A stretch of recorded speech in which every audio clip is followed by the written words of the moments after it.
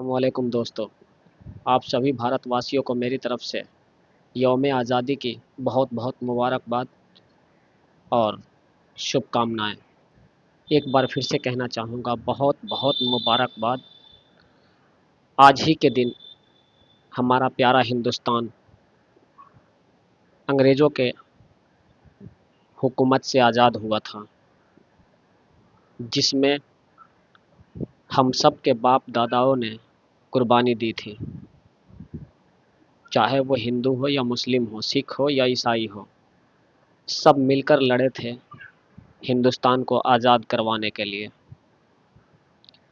लेकिन मैं आज आज़ादी पर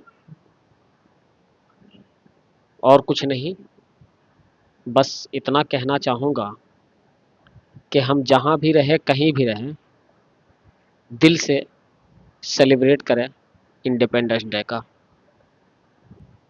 और अपने भारत माता से मोहब्बत दिखाते रहें। आज हम भी कहेंगे कि ये धरती हमारे माँ जैसी है, क्योंकि इस धरती से फसल उगता है तो हम सबको खाना मिलता है और हम लोग खाते हैं और ज़िंदा रहते हैं। बेशक देने वाला अल्लाह है, भगवान है, गॉड है, लेकिन इस धरती से ही अल्लाह पैदा करते हैं गल्ले को। तो इसलिए फिर से एक बार कहूँगा कि भारत माता की जय हो। और हमेशा हमेशा हमारे प्यारे देश हिंदुस्तान के बॉर्डर पे लड़ रहे सिपाहियों की विजय हो।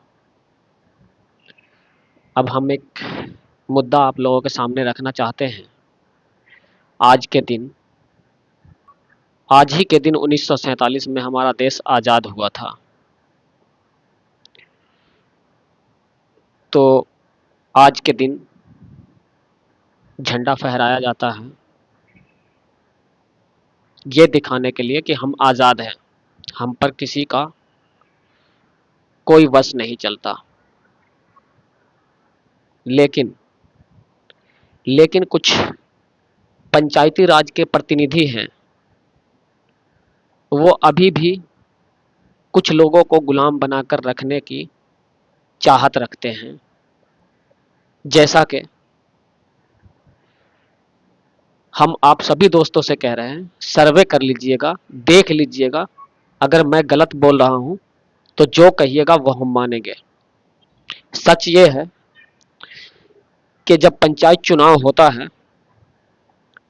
तो उसमें बहुत सारे कैंडिडेट चुनाव लड़ते हैं, लेकिन जो जीतता है वो प्रतिनिधि बनता है। प्रतिनिधि लेडीज भी होती है, जेंट्स भी होते हैं। जहां जैसा सीट होता है वहां वो जीतते हैं। लेडीज सीट है तो लेडीज जीतेगी, जेंट्स सीट है तो जेंट्स जीतेगा। लेकिन क्या ये सच है?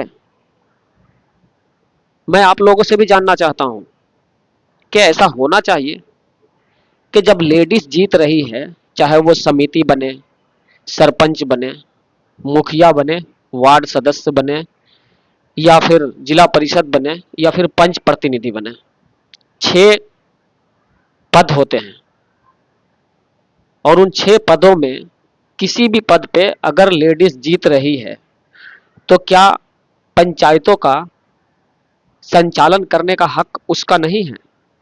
मैं आप लोगों से पूछना चाहता हूं, आप लोग जरूर बताइएगा।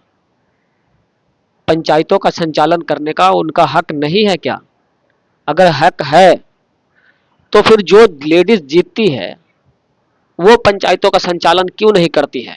उनके पति, किसी के बेटे, कोई ना कोई रिश्तेदार पंचायतों का संचालन करते हैं। लेडीज जीतती है मुखिया, उनके पति बन जाते हैं मुखिया। लेडीज जीतती है वार्ड सदस्य, उनके पति बन जाते हैं वार्ड सदस्य। लेडीज जीतती है समिति, उनके पति बन जाते हैं समिति। लेडीज जीतती है पंच, उनके पति बन जाते हैं पंच। लेडीज जीतती है सरपंच, उनके पति बन जाते हैं सरपंच। लेडीज जीतती है जिला परिषद, उनके पति बन जाते हैं जिला परिषद। तो ऐसा क्यों हो रहा है? आज के दिन जो झंडा फहराया जाता है वो किनका हक है झंडा फहराने का? झंडा फहराने का हक आप लोगों से पूछ रहा हूं, किनका हक है? ये हक तो उनको मिलना चाहिए जो प्रतिनिधि है, उनको झंडा फहराना चाहिए। तो ये जो प्रतिनिधि है वो घर में है, उनको कुछ मालूम नहीं है, उनको बताया भी नहीं जाता है। और जो प्रतिनिधि नहीं है, जो पति है, मुखिया पति है या फिर वार्ड पति है या समिति पति है या कोई भी 6 पद में से 6 का कोई भी हो, पति हो, बेटा हो, कोई भी हो, वो झंडा फहराता है। ऐसा क्यों है? इस पे रोक लगना चाहिए या नहीं लगना चाहिए? और कोई भी किसी भी तरह का पंचायत में अगर मैटर आता है, चाहे पंचायती करना हो, चाहे किसी का आवेदन लिखना हो, चाहे कोई केस मुकदमा में सिफारिश करना हो, खत्म करवाना हो, सुलह सपाटा करवाना हो, ये सब में आगे उनके पति जाते हैं। ठीक है, आप जाइए, साथ में जाइए, लेकिन बोलने का हक तो उनको दीजिए ना जो प्रतिनिधि है। झंडा फहराने का हक तो उनको दीजिए ना जो प्रतिनिधि है। सच और झूठ का फैसला करने का उनको हक दीजिए ना जो प्रतिनिधि है। आप लोग अपने आप में फैसला कर लेते हैं और सोच लेते हैं कि जो हम कर रहे हैं सही है। यह हक किसने आपको दे दिया कि आप झंडा फहरा रहे हैं?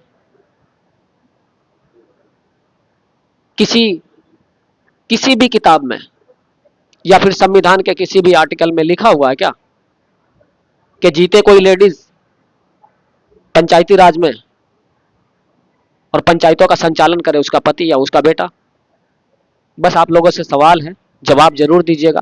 इस पे बोलूंगा तो बहुत सारा लंबा वीडियो हो जाएगा। बस इतना ही आज के लिए। बहुत बहुत आप लोगों का शुक्रिया, धन्यवाद। वीडियो को अगर अच्छा लगे तो लाइक शेयर कमेंट जरूर कीजिएगा और दिल से दुआ जरूर कीजिएगा हमारे लिए कि आगे भी कुछ बोल सकें हम। आप लोगों का आशीर्वाद रहा, आप लोगों का अगर कमेंट आता है हमें मोटिवेशन करने के लिए तो हमारी हिम्मत बढ़ती है कि हम और भी कुछ बोल सकें।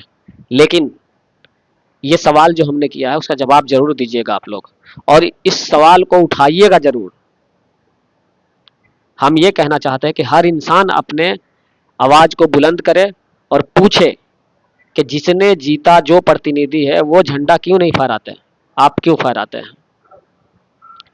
आप सभी दोस्तों का बहुत बहुत धन्यवाद और एक बार फिर से जश्न आज़ादी की बहुत बहुत मुबारकबाद।